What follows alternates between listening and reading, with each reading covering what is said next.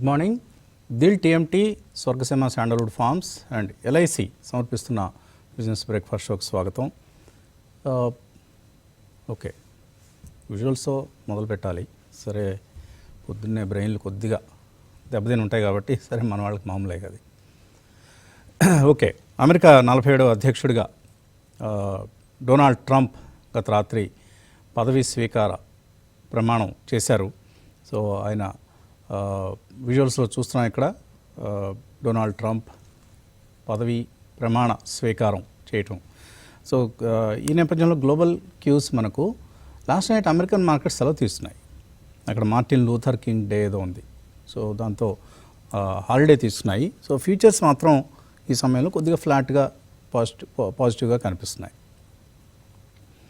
So Trump ప్రమాణ స్వీకారం వెంటనే ఆయన బాణీలోనే ఆయన ధోరణికి తగ్గట్లుగానే ప్రకటనలు చేశారు. ఒక సదర్న్ బోర్డర్స్లో ఎమర్జెన్సీ, అంటే మెక్సికన్ బోర్డర్, మెక్సికన్స్ అమెరికాలోకి గుంపులుగా ప్రవేశించడం డొనాల్డ్ ట్రంప్కి ఎంతమాత్రం రుచించిన అంశం. లాస్ట్ టర్మ్లోనూ అదే ఆయన చేశారు. ఇప్పుడు కూడా మెక్సికన్ బోర్డర్లో మేము ఈ ఇల్లీగల్ చొరబాటుదారులను అందరినీ కూడా ఆపేస్తూ ఉంటున్నారు. అలాగే ఎమర్జెన్సీ విధించారు. ఎక్కడ national energy emergency. Drill baby drill అట ఆయన స్లోగన్. ఇప్పుడు అది అంటే ఎక్కువ ఆయిల్ ప్రొడ్యూస్ చేసి డ్రిల్లింగ్ ఎక్స్ప్లోరేషన్ కార్యకలాపాల ద్వారా ఎక్కువ ఆయిల్ని ప్రొడ్యూస్ చేయాలని, తద్వారా ఇన్ఫ్లేషన్ని అరికట్టాలని. ఎనర్జీ ప్రైసెస్ వల్లనే ఇన్ఫ్లేషన్ పెరిగిందని ట్రంప్ గారి నమ్మకం. కాబట్టి ఇప్పుడు ఆయన నేషనల్ ఎనర్జీ ఎమర్జెన్సీ అనే దాన్ని కూడా ప్రకటించారు. ఇలా 2-3 ప్రకటనలు చాలా మనకు ఆయన వైపు నుంచి చూసాం. టారిఫ్స్ మీద మాత్రం ఆయన ఇంకా ఎటువంటి కీలకమైనటువంటి నిర్ణయాలు తీసుకోలేదు. మెక్సికో, కెనడా మీద ఫిబ్రవరి 1 నుంచి 25% టారిఫ్స్ ఉంటాయన్నారు తప్ప చాలా వేగ్గా ఉంది ఈ టారిఫ్స్కి సంబంధించి, ట్రేడ్ పాలసీకి సంబంధించినటువంటి ప్రకటన. కాబట్టి దాన్ని మార్కెట్స్ ఇంకా అందుకని డాలర్ ఇండెక్స్ కొద్దిగా వీక్ అయింది, 108.47. ఎందుకంటే టారిఫ్స్ పోస్ట్పోన్ చేశారు అనే ఒక భావన మార్కెట్స్లో కలిగింది. 10-year బాండ్ yields కూడా 4.5%కి వచ్చాయి. సో కొంత కూల్ ఆఫ్ అవుతున్నాయి యూఎస్లో money markets and forex markets. Dollar strength కొనసాగుతోంది, కానీ కొద్దిగా స్వల్పంగా దిగి వచ్చింది అంతే. సో ఒక గ్రేటర్ అండ్ స్ట్రాంగర్ అమెరికాకి మేము బాటలు వేస్తాం, గోల్డెన్ ఎరా ఫర్ యూఎస్ఏ చూడబోతున్నాం అంటూ ఆయన తన టర్మ్ గురించి చెప్పుకున్నారు. సో అమెరికాను నెంబర్ 1గా నిలబెట్టే ప్రయత్నం చేస్తారు. నెంబర్ 1 ఇప్పుడు ఆల్రెడీ, ఇంకా నెంబర్ 1లో కాకుండా ఇంకెక్కడ ఉంది, కానీ దాన్ని సుస్థిరం చేసుకుంటా ఉన్న ఒక ప్రకటన ఆయన నుంచి మనం చూసాం. పనామా కెనాల్ని వెనక్కి తీసుకుంటామని, గల్ఫ్ ఆఫ్ మెక్సికో పేరుని గల్ఫ్ ఆఫ్ అమెరికాగా మార్చేస్తామని, ఇలా రకరకాలుగా ఆయన బోత్ ప్రమాణ స్వీకారం తర్వాత ప్రసంగంలోనూ, ఆ తర్వాత ప్రెస్ కాన్ఫరెన్స్లో కూడా ప్రకటించడం చూసాం. ఈ నేపథ్యంలో గ్లోబల్ మార్కెట్స్ కొంత మిక్స్డ్గా ట్రేడ్ అవుతున్నాయి. కొన్ని మార్కెట్స్ స్వల్ప లాభాలతో, కొన్ని నష్టాలతో కూడా ట్రేడ్ అవుతున్నాయి. గిఫ్ట్ నిఫ్టీ ఒక ఫ్లాట్గా ఓపెన్ అయ్యే ధోరణిని సూచిస్తోంది. మరి నిన్న కూడా కొంచెం ఓపెనింగ్ డల్గానే అనిపించింది, కానీ ఆ తర్వాత 140 పాయింట్ల లాభం మనం నిఫ్టీలో చూసాం. సో 23,300 పైనే నిఫ్టీ నిలదొక్కునే ప్రయత్నం చేసింది. ట్రేడింగ్ ఆశాంతం కూడా. అలాగే సెన్సెక్స్ కూడా 450 పాయింట్లు లాభ పట్టడం చూసాం. సో ఇప్పుడు 23,460 ఒక అవరోధంగా ఉంటుంది. అలాగే 23,578 ఆర్ రౌండ్ ఫిగర్ చేసి చెప్పాలంటే 23,600 సమీపంలో 20-day మూవింగ్ యావరేజ్ కూడా ఉంది అక్కడ. కాబట్టి దీన్ని నిఫ్టీ చేరగలుగుతుందా లేదా అనేది దీన్ని క్రాస్ చేయాలి. ఎందుకంటే లాస్ట్ వీక్ హై ఏదైతే మనం చూసాం 23,391, నిన్న కూడా హై ఇదే. సో 23,400 క్రాస్ చేస్తే 23,600 వరకు కూడా వెళ్ళే ఛాన్స్ అయితే ఉంది.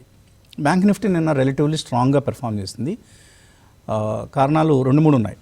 ఒకటి, పిఎస్యూ బ్యాంక్స్ అవుట్ పెర్ఫామ్ చేశాయి. పిఎస్యూ బ్యాంక్ ఇండెక్స్ చాలా స్ట్రాంగ్గా క్లోజ్ అయింది. రెండోది కోటక్ మహీంద్రా బ్యాంక్. ఈ కారణాలతో మనకు బ్యాంక్ నిఫ్టీ నేను అవుట్ పెర్ఫామ్ చేస్తుంది. ఈవెన్ ఎఫ్ఐఎస్ కూడా నిఫ్టీలో షార్ట్ పొజిషన్స్ తీసుకొని బ్యాంక్ నిఫ్టీలో లాంగ్ పొజిషన్స్ తీసుకున్నారు. ఇది కూడా మనం గమనించాల్సిన అవసరం. సో ఇక్కడ మనకు లార్జ్ క్యాప్స్ పరంగా 4-5 స్టాక్స్ లో వచ్చేటువంటి మార్పులే ఇండెక్స్ని ముందుకు కానీ వెనక్కి కానీ తీసుకెళ్తాయి. ఒకటి హెచ్డిఎఫ్సి బ్యాంక్, ఇది ఇంకా రిజల్ట్స్ రావాలి. సో రిజల్ట్స్ తర్వాత హెచ్డిఎఫ్సి బ్యాంక్లో ఒక డైరెక్షనల్ మూవ్ ఉంటుంది. 200-day మూవింగ్ యావరేజ్కి దగ్గరగా ఉంది.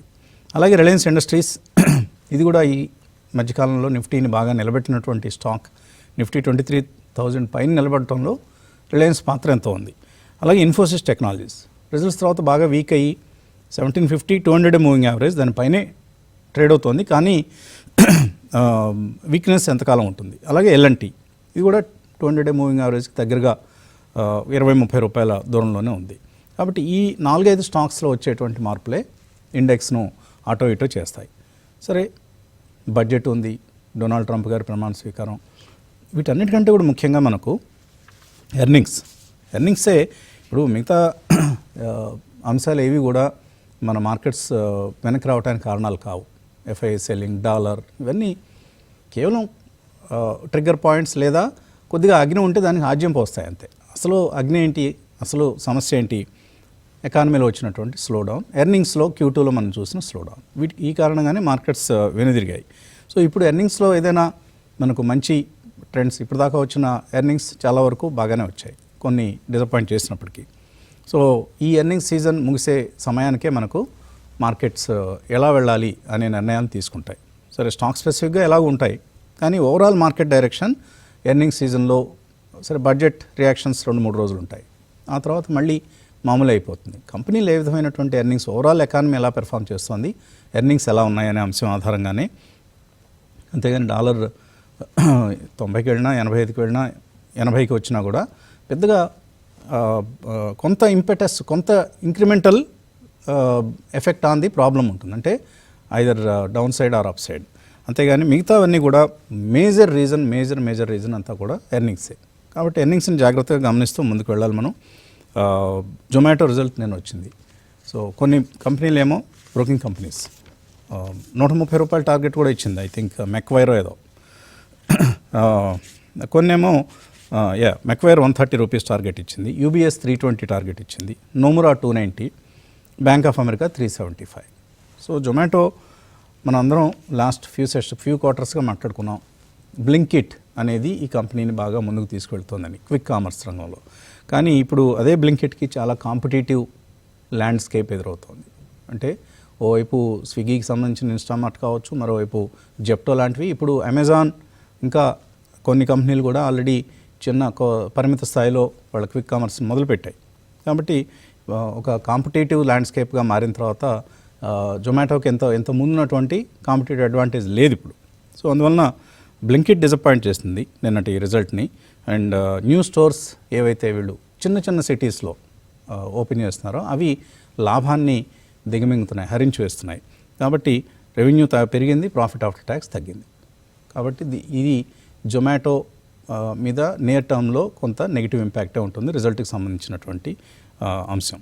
సరే, లాంగ్ టర్మ్లో మళ్ళీ మేనేజ్మెంట్ ఏ విధంగా స్ట్రాటజైజ్ చేస్తుంది, ఏ విధంగా లాభదాయకతను పెంచుకునే ప్రయత్నం చేస్తుంది, ఇవన్నీ మనం గమనించాలి జొమాటోకి సంబంధించి. సో ఇలా మనం ఎర్నింగ్స్ సీజన్ని ఒక్కొక్క కంపెనీ పరంగా విశ్లేషించుకుంటూ ముందుకు వెళ్ళటమే ఈ టైంలో మనం చేయాల్సింది. ఇంకా అంతకంటే పెద్దగా మనం చేసేదేం లేదు ఎర్నింగ్స్ సీజన్ని గమనించడం మినహా. కుటుంబరావు గారు, అయిపోయింది ఒక మేజర్ ఈవెంట్, ట్రంప్ ఇనాగ్రేషన్ అయిపోయింది.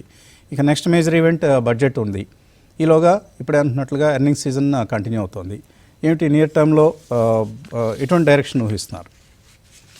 అదే ఈవెంట్ అయిపోయిందని అనుకోవటం కాదు వసంత్ గారు, ఎందుకంటే మాటలు చెప్పటం ఒకటి, చేతలు చేయటం ఒకటి అనమాట. కాబట్టి ట్రంప్ గారు నిన్న కాస్త అట్లీస్ట్ అందరూ అనుకున్న దాన్ని అంత హార్ష్గా అయితే మాట్లాడలేదు. బట్ డెఫినెట్లీ చేతలు ఎట్లా ఉంటాయి అనేది చూడాలి. Couple of issues like Panama పైన అవునండి, మెక్సికో, కెనడా పైన కానీ ఇలాంటివి అయితే మాట్లాడారో ఈ పక్కన పెడితే కనుక ఓవరాల్ గా ఇప్పుడు నెక్స్ట్ ఇంప్లిమెంటేషన్ ఎట్లా ఉంటుంది అనేది చూడాలి. అండ్ చెప్పనుగాకే చెప్పారు అక్కడ కూడా, ఇంటర్నల్ రెవెన్యూ సర్వీస్ లాగా ఎక్స్టర్నల్ రెవెన్యూ సర్వీస్ పెడతాను అని చెప్పేసి చెప్పటం, ప్లస్ ఏదైతే గవర్నమెంట్ ఎఫిషియన్సీ పైన పెడుతున్నారో అందులో ఏదైతే భారతీయుడు ఒక ఎన్ఆర్ వివేక్ రామస్వామి ఉంటారు అని అనుకున్నారు, ఇప్పుడు ఆయన ఉండరు అని చెప్పేసి తెలవటం. చూడాలి చేతలు ఎట్లా ఉంటాయి అనేది. ఓవరాల్ గా పాస్ట్ ఎక్స్పీరియన్స్ ని బట్టి చూస్తే కనుక క్లియర్లీ యుఎస్ ప్రెసిడెన్షియల్ ఇయర్ అన్నమాట హిస్టారికల్లీ పాజిటివ్ గా ఉండింది. కాబట్టి ట్రంప్ గారి పైన ఎక్స్పెక్టేషన్స్ ఉన్నాయి. డెఫినెట్లీ కాస్త ఇండస్ట్రీకి ఫేవరబుల్ అంటారు. కాబట్టి ఈ ఇయర్ యుఎస్ మార్కెట్ కి మళ్ళా సక్సెసివ్ ఇయర్ అన్నమాట. ఫేవరబుల్ గా ఉంటే మేబీ ఒక రబ్ ఆఫ్ ఎఫెక్ట్ మన మార్కెట్ పైన కూడా ఉండొచ్చు, అందులో డౌట్ లేదు. అండ్ ఇవాళ క్లియర్ గా ఒక బిజినెస్ పేపర్ లో పెద్ద మేజర్ ఆర్టికల్ కూడా రావటం చూసాం మనం. 2013 తోటి కంపేర్ చేస్తారనమాట. 2013లో మన భారత మార్కెట్ లోనమాట ఏ విధంగా ఎఫ్ఐఐ సెల్ ఆఫ్ రావటం, రూపాయి క్షీణించటం, అదే టైం అప్పుడు యుఎస్ బాండ్ ఈల్డ్స్ పెరగటం, ఇవన్నీ కూడా అనమాట కంపారిజన్ ఇచ్చి second half should be the much better అని చెప్పేసి అని క్లియర్ గా రావటం అనమాట మనం చూసాం. కాబట్టి మేబీ ఈ ఫస్ట్ హాఫ్ పెయిన్ ఉండొచ్చు. మన దగ్గర ఈవెంట్స్ బడ్జెట్ కానీ, ఇటు even market policy committee meeting, reserve bank కానీ ఇవన్నీ అయ్యే వరకు అనమాట.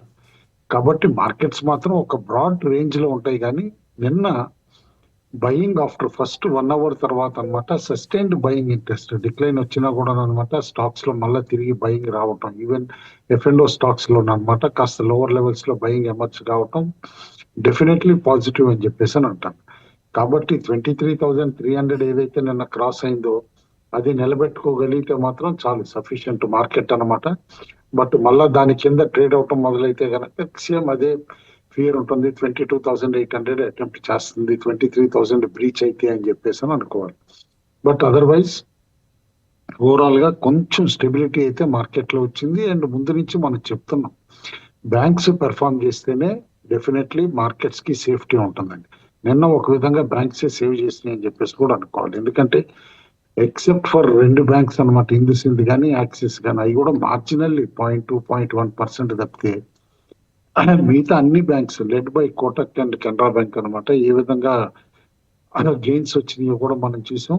And definitely bank Nifty sustained buying interest sustain అయితే కనుక నేను అనుకుంటాం నిఫ్టీ కూడా అనమాట ఆన్ సేఫ్ వికెట్ ఉంటుంది అని చెప్పేసి అని అనుకోవాలి. ఓవరాల్ గా మాత్రం మార్కెట్ లో క్లియర్ కట్ గా పెద్ద ఫియర్స్ ఇప్పుడు, ఎందుకంటే ఈవెంట్స్ 1 by 1 అయిపోతుంది. యుఎస్ ప్రెసిడెన్షియల్ ఈవెంట్ అనుకున్నాం, అది అయిపోయింది. ఇక నెక్స్ట్ బడ్జెట్ కూడా ఇంకెంత చూస్తాం, ఒక వారంలో బడ్జెట్ కూడా అయిపోతుంది. బట్ ఈ లోపల రిజల్ట్స్ ఏవైతే ఒక వేవ్ ఆఫ్ రిజల్ట్స్ వస్తున్నాయి Q3, దాన్ని బట్టే స్టాక్ స్పెసిఫిక్ మూవ్స్ ఉంటాయి అని చెప్పేసి నిన్న మార్నింగ్ కూడా మనం చెప్పడం జరిగింది. ఎఫ్ఎండోలో దాదాపు 5%, 10% మూవ్స్ వస్తున్నప్పుడు మార్జిన్ స్ట్రక్చర్ ఎట్లా ఎఫెక్ట్ అయ్యి స్పెక్యులేటివ్ పొజిషన్స్ తీసుకున్నా ఏదైనా కట్ అయిపోవటం కానీ, ఒక అన్యూజువల్ గెయిన్స్ రావటం కానీ ఏ విధంగా ఉంటుందంటే నిన్న మళ్ళా కోటక్ బ్యాంక్ కూడా చూపించింది దాదాపు 10% పెరగటం వల్ల. కాబట్టి be prepared for sharp stock specific moves in F and O stocks and వేరే అదర్ సెలెక్ట్ స్టాక్స్ లో కూడా అని చెప్పేసి అని అంటాను. ఎందుకంటే రిజల్ట్స్ ఇప్పుడు ఇక రోజుకి దాదాపు ఒక 20-30 ఇంపార్టెంట్ కంపెనీలు వస్తూ ఉంటాయి అన్నమాట. కాబట్టి ఎవ్రీ కంపెనీ ట్రాక్ చేయటం డిఫికల్ట్ అనుకుంటే ఫస్ట్ మాత్రం మన పోర్ట్ఫోలియో ఉన్న అన్ని కంపెనీస్ ది రిజల్ట్స్ ట్రాక్ చేస్తానే ఉండాలి, రీషఫుల్ చేసుకునేటట్టయితే గనక. And visibility of earnings, commentary, వాళ్ళు ఏదైతే కనుక ఇన్వెస్టర్ కాన్ఫరెన్స్ అనలిస్ట్ మీట్ పెడతారో ఆ డేట్స్ ఇవన్నీ కూడా నోట్ చేసుకుని హోంవర్క్ చేయాల్సిన అవసరం ఎంతైనా ఉంటుంది. అయితే ఆప్షన్ సెగ్మెంట్ లో చూస్తే మాత్రం 24,000 దగ్గరే హై ఓపెన్ ఇంట్రెస్ట్ ఉంది, అందులో డౌట్ లేదనమాట.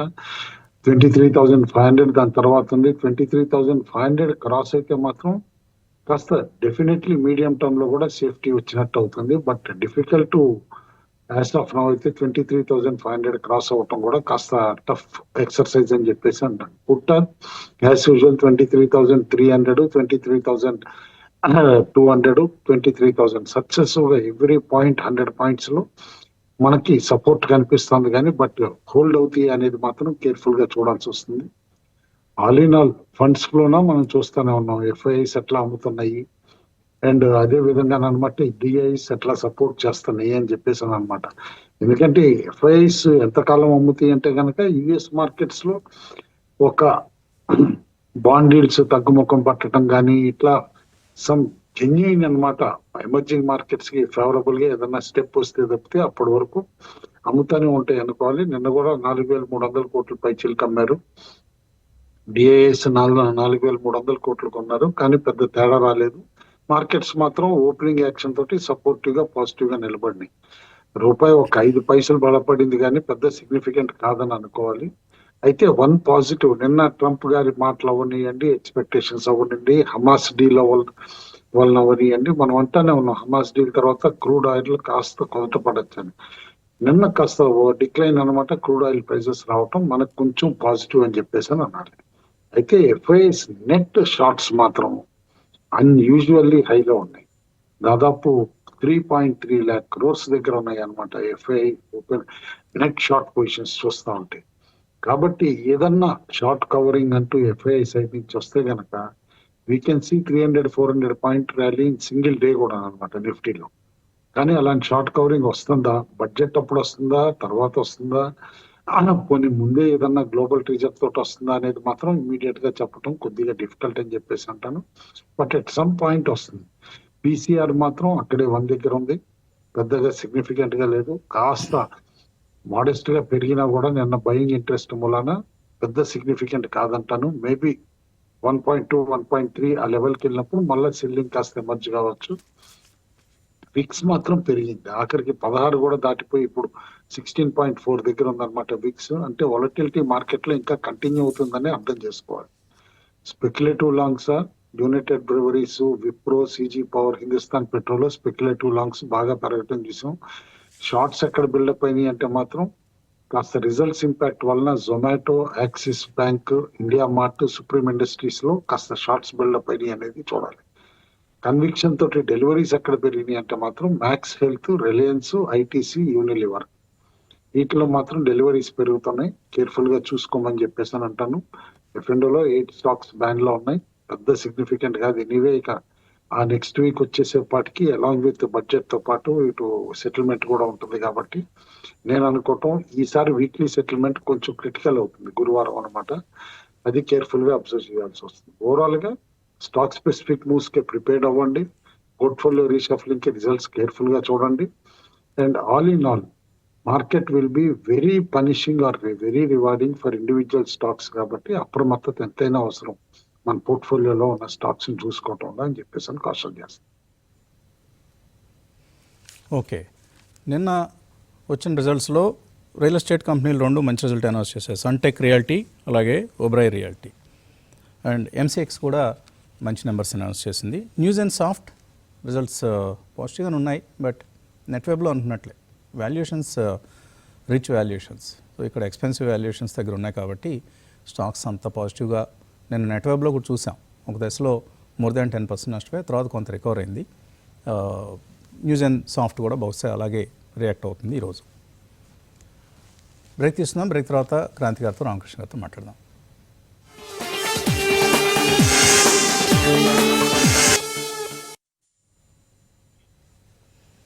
Dil TMT, Swargaseema sandalwood farms and LIC సమర్పిస్తున్న బిజినెస్ బ్రేక్ఫాస్ట్ షోకి పునఃస్వాగతం. ఇందాక క్రాంతి గారు ఒక మెసేజ్ పంపించారు, కేఆర్ఎన్ హీట్ ఎక్స్చేంజర్స్ 10% పెరిగింది నిన్న. కరెక్టే, నిన్న ఒక మంచి మూవ్ చూసాం కేఆర్ఎన్ హీట్ ఎక్స్చేంజర్స్లో.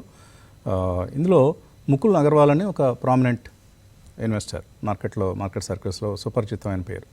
ఆయన 1.6% స్టేక్ తీస్తున్నారన్న వార్త వచ్చింది. అది కొంత కారణం.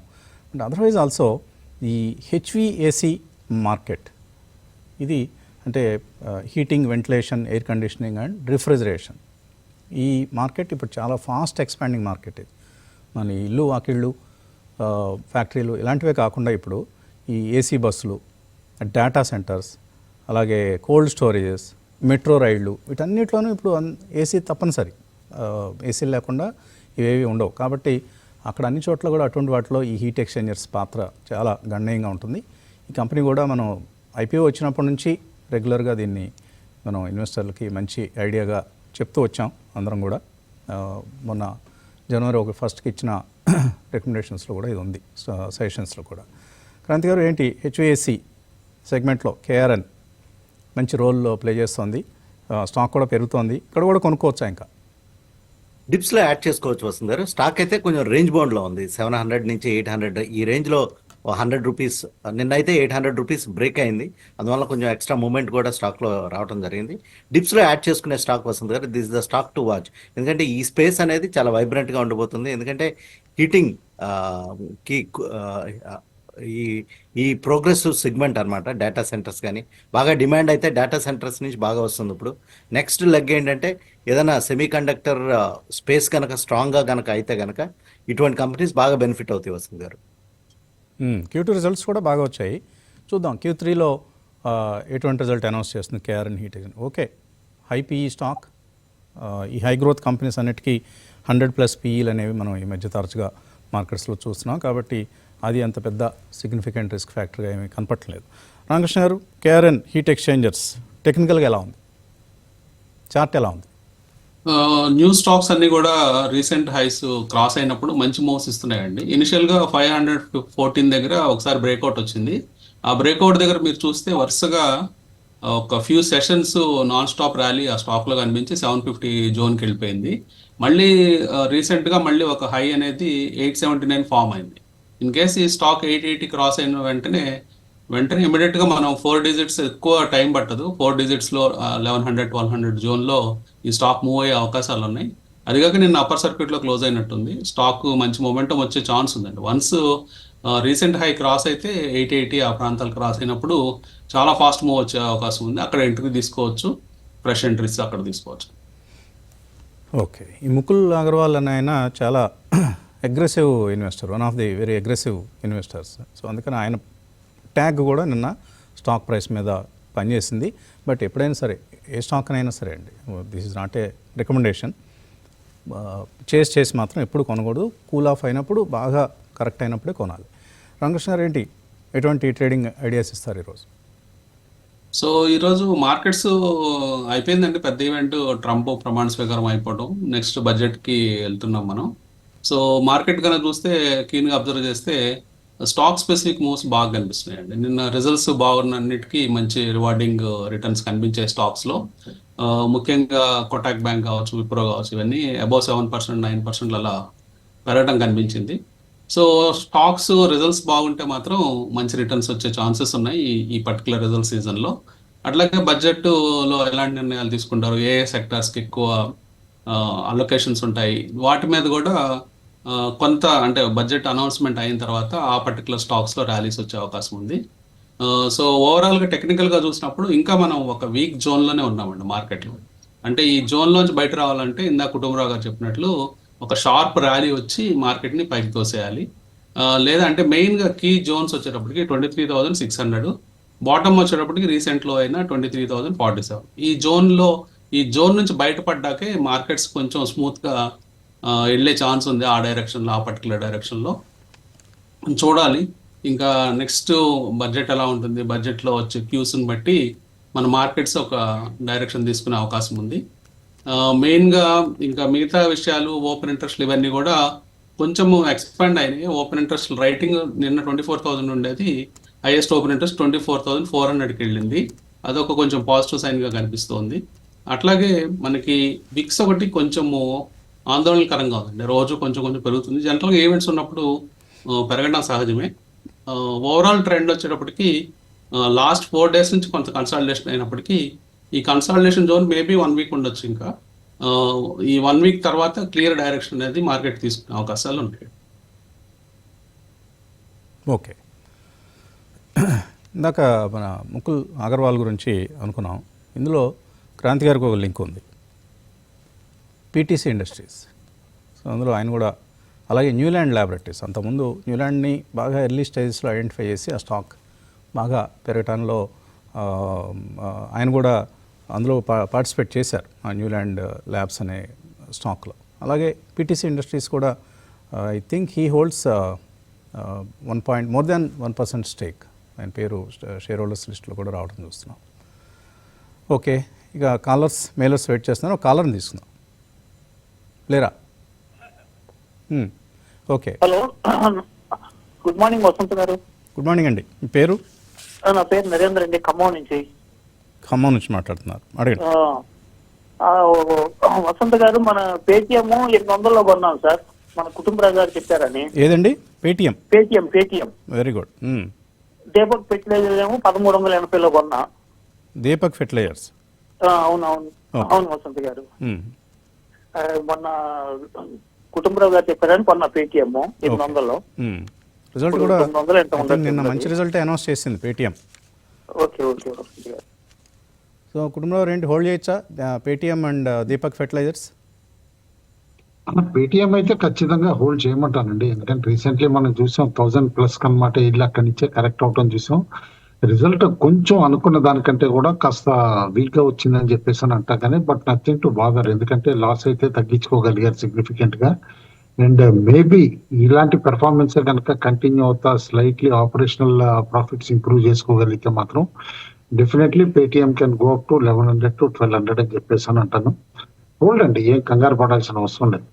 ఫెర్టిలైజర్ స్టాక్స్ లో తిరిగి మేజర్ ట్రిగర్ మాన్సూన్ అని చెప్పేసి అని అంటాను. దీపక్ ఫెర్టిలైజర్ కూడా ఇప్పుడు యాజ్ ఆఫ్ నౌ అనమాట ఆఫ్టర్ రీసెంట్ కరెక్షన్ స్టేబుల్ అయిపోయింది at current levels. But major move రావాలంటే మాత్రం డెఫినెట్లీ మళ్ళా మాన్సూన్ బాగుండి ఆ టైం అప్పుడు అనమాట అగ్రి సెక్టర్ నుంచి డిమాండ్ బాగుంటుంది అని అన్న తర్వాత ఆల్ ఫెర్టిలైజర్ స్టాక్స్ పెరుగుతాయి. అయితే వన్ షార్ట్ టర్మ్ ట్రిజర్ మనం చూడాల్సింది ఏంటంటే బడ్జెట్ లో ఏమన్నా ఫెర్టిలైజర్ సబ్సిడీ అనమాట హైక్ కానీ లేకపోతే అలాకేషన్ కానీ ఏమన్నా ఎక్కువ చేస్తారా అనేది చూడాలి.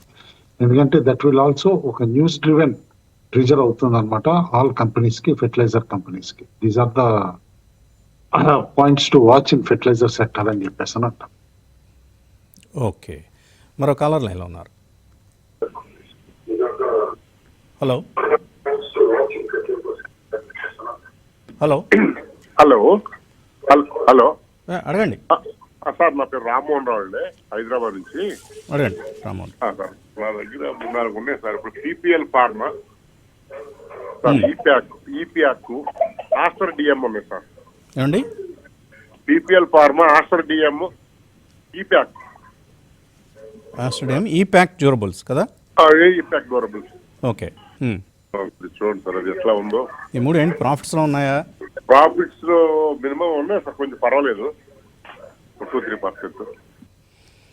సరే, క్రాంతి గారు హోల్డ్ చేయొచ్చా ఇవి? PPL pharma, Aster DM health care and Epack durables. First Aster DM pharma అయితే డెఫినెట్గా హోల్డ్ ఆస్టర్డియం హెల్త్ కేర్ వస్తుంది గారు Yeah. హోల్డ్ చేయమని చెప్తాను. రీసెంట్గా మన కేర్ హాస్పిటల్ మెర్జర్ కూడా ఈ కంపెనీ ఈ స్టాక్లో ఉంది. డెఫినెట్లీ స్టాక్ టు హోల్డ్ వస్తుంది గారు. బట్ దీన్ని ఏంటంటే మనం ఆల్రెడీ 300 లెవెల్లో చెప్పడం జరిగింది. స్టాక్ 550 టచ్ చేసి ఇప్పుడు 500 లెవెల్లో కన్సాలిడేట్ అవుతుంది వస్తుంది గారు. Stock to hold on. Next Piramal pharma definitely hold. ఈ ప్యాక్ అయితే మనం తిరుపతి మన సెమినార్లో అరౌండ్ 250లో ఇన్వెస్టర్స్కి బై చేయటం చెప్పడం జరిగింది. అక్కడి నుంచి స్టాక్ 600 లెవెల్ టచ్ అయింది అనమాట. 600 నుంచి అక్కడి నుంచి కొంచెం ప్రాఫిట్ బుకింగ్ అవుతా 500 లెవెల్, 500 బిలోలో కన్సాలిడేట్ అవుతుంది. Definitely stock to hold. But ఏంటంటే మీడియం టు షార్ట్ టర్మ్లో స్టాక్ ఆల్రెడీ డబుల్ అయి ఉంది. కొంచెం వాల్యుయేషన్స్ ఈ రేంజ్లో కొంచెం స్ట్రెచ్డ్గా ఉంది. కానీ ఏంటంటే ఈ సెక్టర్ అనేది చాలా ఫోకస్డ్గా ఉంది. అందువల్ల బై ఆన్ డిప్స్ స్టాక్ అనమాట. చైనీస్ కంపెనీ ఇందులో స్టేక్ తీసుకుందాని వార్త వచ్చినప్పుడు వరుసగా అప్పర్ సర్క్యూట్లో వేసేసారు. ఆ తర్వాత మళ్ళీ 650 ఆ లెవెల్ నుంచి కిందకు వచ్చి ఇప్పుడు ఇక్కడ కొంచెం నిలదొక్కునే ప్రయత్నం చేస్తుంది. హోల్డ్ చేయొచ్చండి, మూడు కూడా మంచి కౌంటర్స్లో ఉన్నారు, మీరు మంచి స్టాక్స్లో ఉన్నారు. మరో కాలర్ లైన్లో ఉన్నారు. హలో, గుడ్ మార్నింగ్ వసంత్ గారు. మార్నింగ్ అండి. నా పేరు కృష్ణచైతన్య అండి, హైదరాబాద్ గచ్చిబౌలి నుంచి కాల్ చేస్తున్నాను. నా పోర్ట్ఫోలియోలో ఓవరాల్ 20 స్టాక్స్ ఉన్నాయి సార్, 25 lakhs వర్త్. దాంట్లో 3 స్టాక్స్ నెగిటివ్ లో ఉన్నాయి. Asian chemicals, HAL, Godrej properties. నా క్వశ్చన్ ఏంటంటే కుటుంబరావు గారి దగ్గర ఒక సజెషన్ కావాలి. ఆసియన్ కెమికల్స్ కొనడం కొంచెం అండర్ పర్ఫార్మెన్స్ ఉంది కదా, సో అది ఎగ్జిట్ అయిపోయి హెచ్ఏఎల్ కానీ గోద్రేజ్ ప్రాపర్టీస్ కానీ యావరేజ్ చేసుకోవచ్చా? ఆర్చిఎల్ నుంచి డబ్బులు తీసివేసి Hindustan aeronautics limited, Godrej properties కొనుక్కోవచ్చు. కుటుంబరావు గారు అంటే ఆర్చర్ ఆయన ఏ లెవెల్లో కొన్నారో తెలియదండి. ఎందుకంటే యాక్చువల్ గా మనం అరౌండ్ ఇన్వెస్ట్మెంట్ ఏరియాగా సజెస్ట్ చేసిన ప్రైస్ లోనే హోవర్ అవుతాం. 620, 640 ఆ రేంజ్ లో హోవర్ అవుతుంది అనమాట. స్టాక్ కన్సాలిడేట్ అవుతుంది, పెద్దగా భయపడాల్సిన అవసరం అయితే లేదు అని అంటా నేను.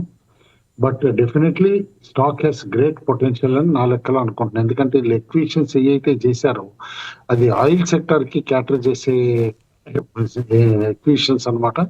అండ్ దాని నుంచి మేజర్ బెనిఫిట్స్ కూడా ఈ ఏప్రిల్ క్వార్టర్ నుంచి వస్తాయని కంపెనీ ఆల్రెడీ చెప్పడం జరిగింది. కాబట్టి I would definitely hold on to it, shifting చేసే కంటే కూడా. అయితే ఒకటి బడ్జెట్ తర్వాత ఎఫ్ఎంసీజీ స్టాక్స్ లైక్ హెచ్యుఎల్ కానీ అట్లో కాస్త యాక్టివిటీ రావచ్చు, depending upon domestic demand kick start చేయడానికి గవర్నమెంట్ తీసుకునే స్టెప్స్ వలన. ఫ్రెష్ మనీ ఉంటేనే వేరే స్టాక్ లో పెట్టమంటే as of now have some patience to hold on to Archean chemical. Okay, ఓ బ్రేక్ తీసుకుందాం. బ్రేక్ తర్వాత మరిన్ని కాల్స్, మెయిల్స్ తీసుకుందాం.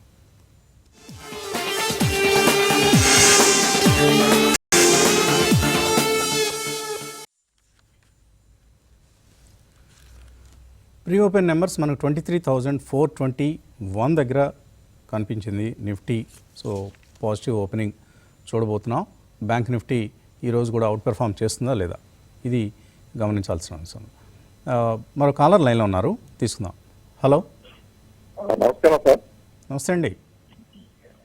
మా దగ్గర NTPC green, NTPC, BCCL, SMS pharmacy ఉన్నాయి సార్. వీటి పొజిషన్ చెప్తారా?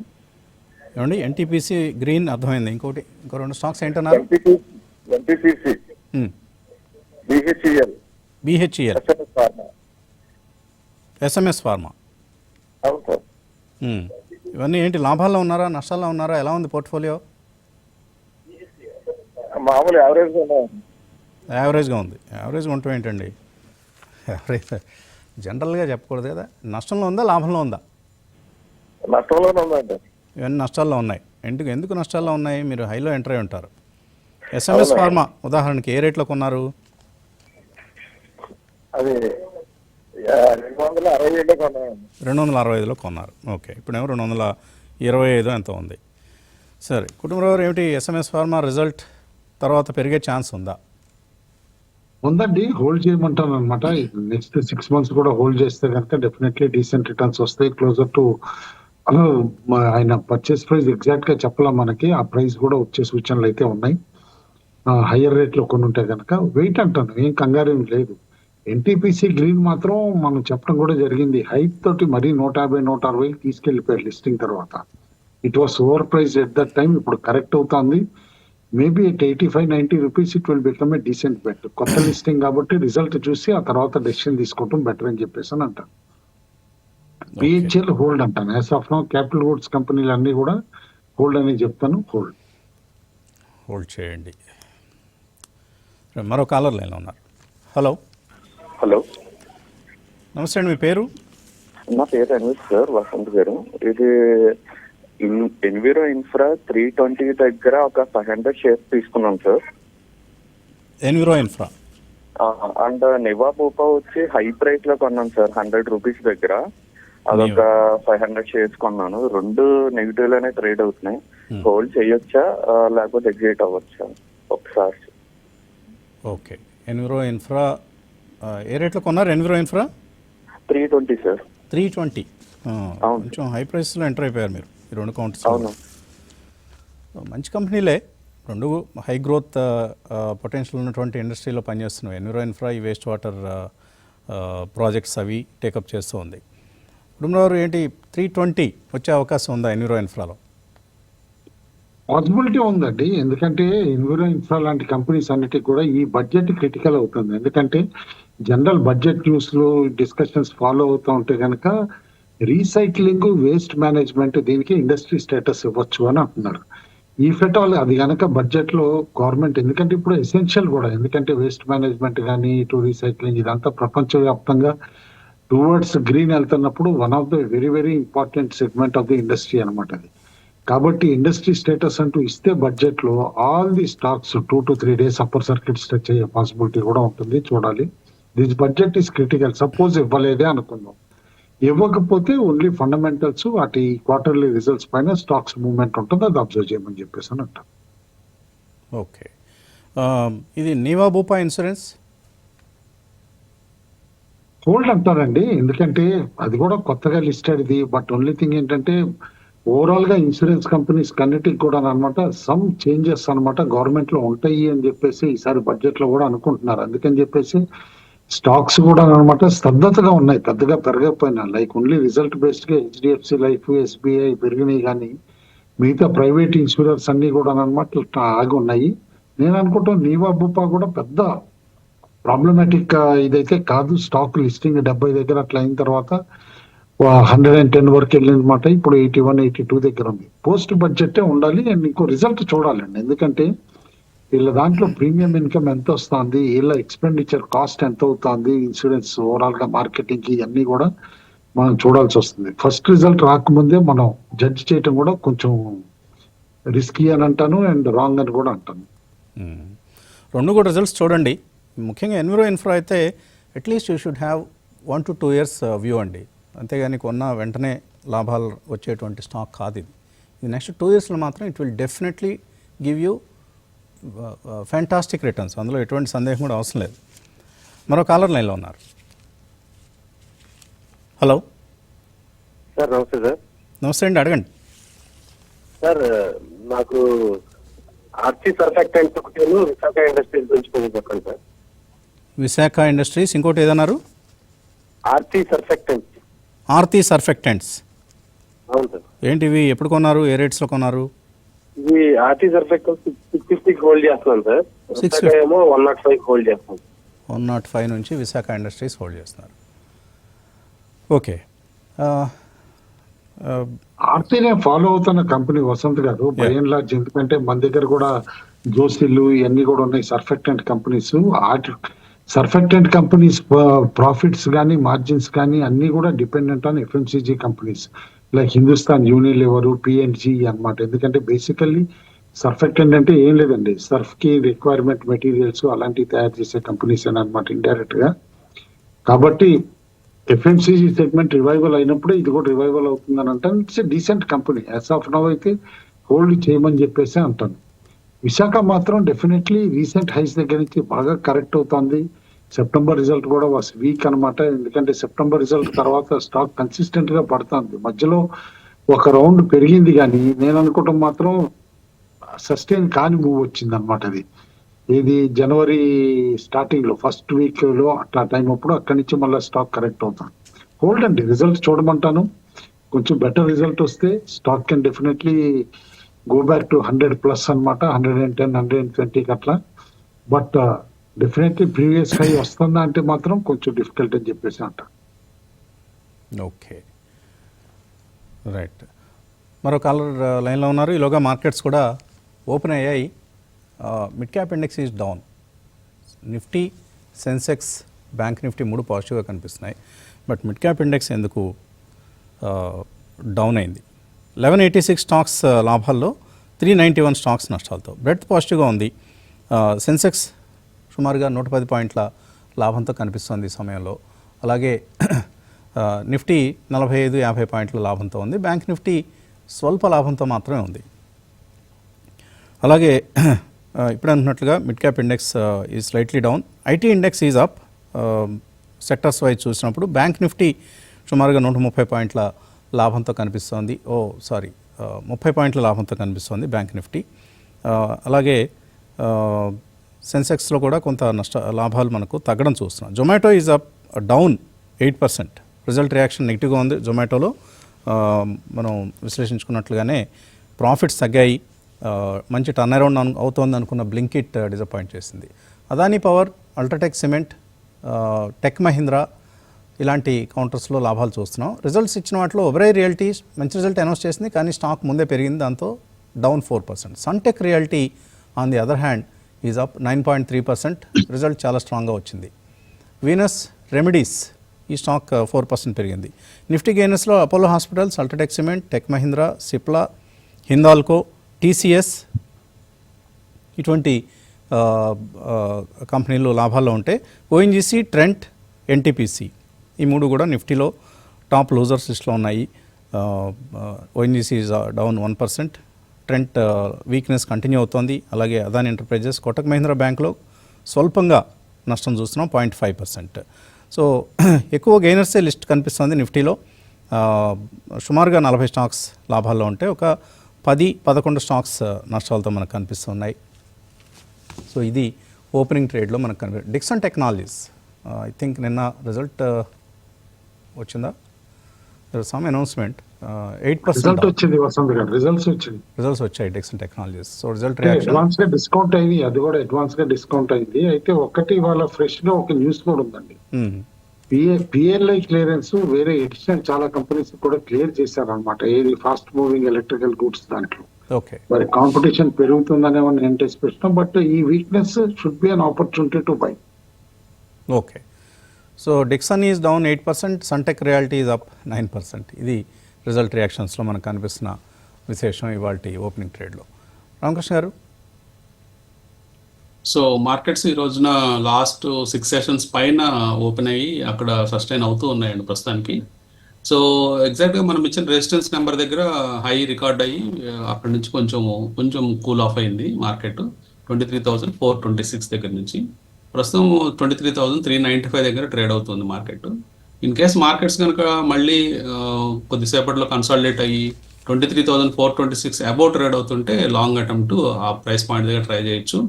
At the same time markets in case ఎన్ని కరెక్షన్ వచ్చి అంటే షార్ప్గా ఫాల్ అయితే 23,228 కట్ అయితేనే షార్ట్ అటెంప్ట్ ట్రై చేయాలి.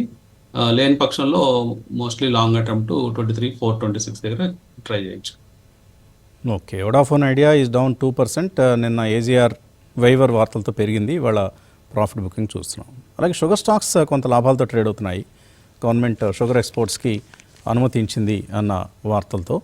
And L and T Finance result disappoint చేసింది. ఎన్ఐఎమ్స్ తగ్గాయి, ఎన్పిఎస్ పెరిగాయి.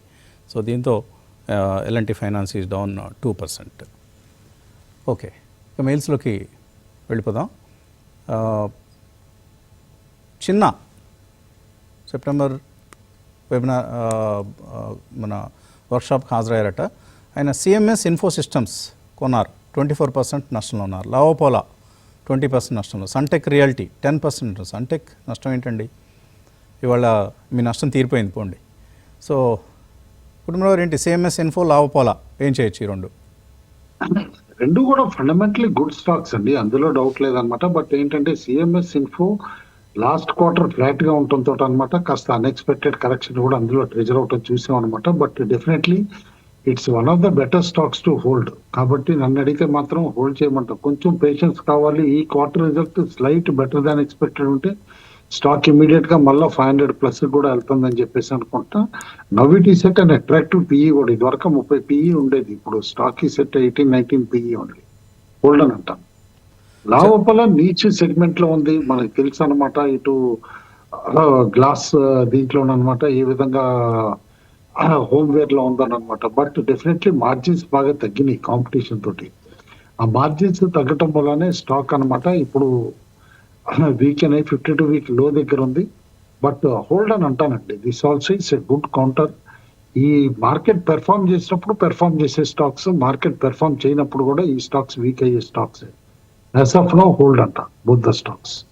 ఓకే, న్యూస్ అండ్ సాఫ్ట్ మనం అనుకున్నట్లుగానే రిజల్ట్ బాగానే వచ్చింది నెట్వెబ్ లాగా, కానీ stock is down almost 5% because of the valuation concerns.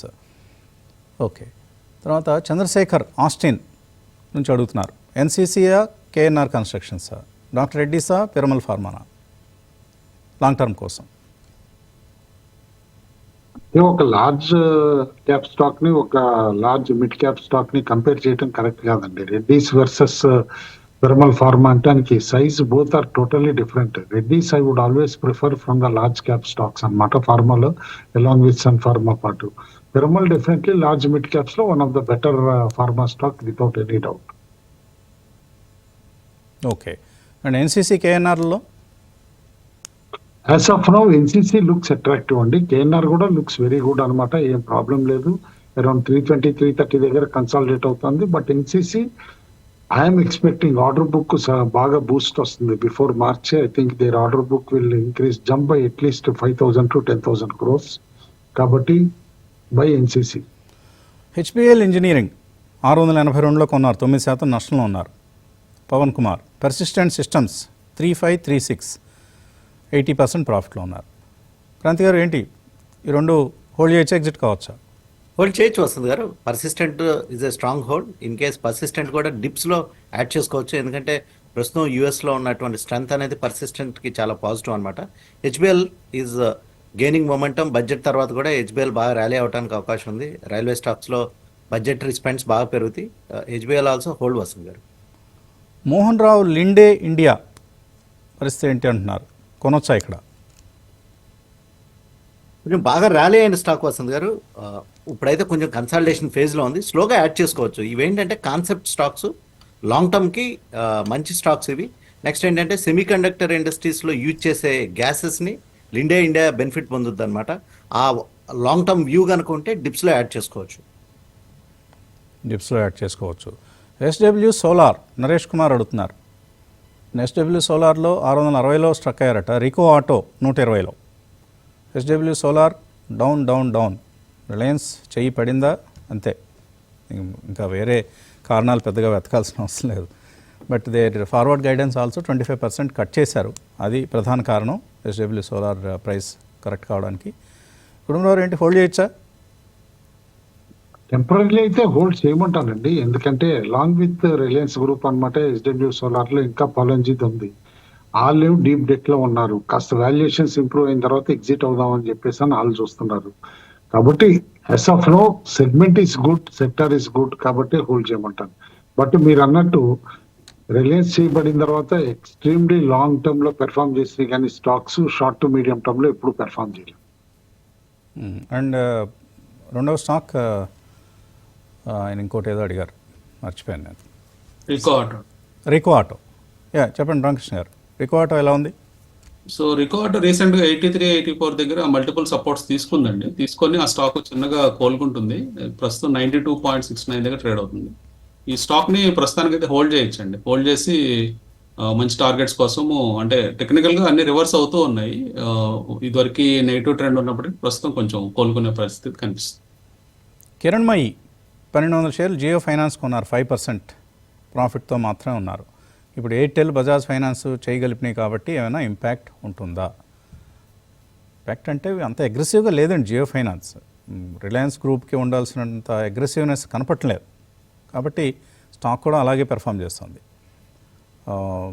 మీకు విసుగ్గా ఉంటే బయటకు వచ్చేయాల్సిన స్టాక్ ఏది లేదు. 2, 3, 4 సంవత్సరాలు రిలయన్స్ గ్రూప్లో ఫలితాలు అలాగే ఉంటాయి.